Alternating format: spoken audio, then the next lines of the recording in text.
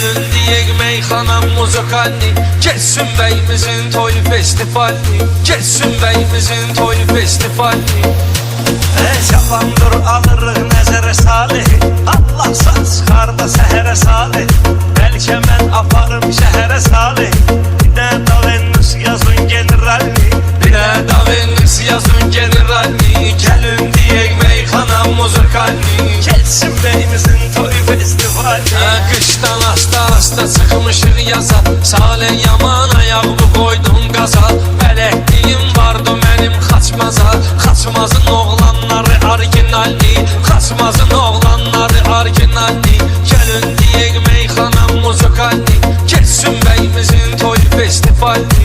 Gör kim neydən danışır Orxana, İnsan belə söz deyərmi insana, İnsan belə söz deyərmi insana. Lap ölün səndə desəm meyxana, mənim yarım qədərdir maksimalli, mənim yarım qədərdir maksimalli. Gelin diyek meyxana muzikalni, geçsin beyimizin toy festivalni.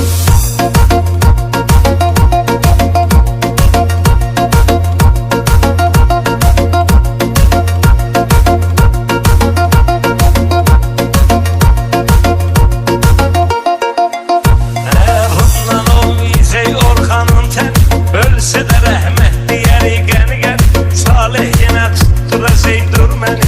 Ona görə dinləndir ismi Salih, ona görə dinləndir ismi. Bu fəryanında şah da lazım döyür, günah eləmə günah da lazım döyür.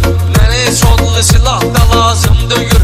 Bunları sözlə öldürərəm moralli, bunları sözlə öldürərəm moralli. Gelin diyek meyxana muzikalni, gelin diyek meyxana muzikalni, geçsin beyimizin toy festivalni. Şifrələrim vardı konfetin oldu, kesməyə saxladım qurbana toldu.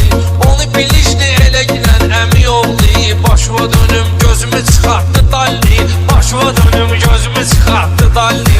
Darıxma keçi həmən pilləni, saçma qardaş oğlu çəkim şilləni. Yumru başından qoyaram kəlləni, təxəllüs verərəm Salih Avalli, təxəllüs verərəm Salih Avalli.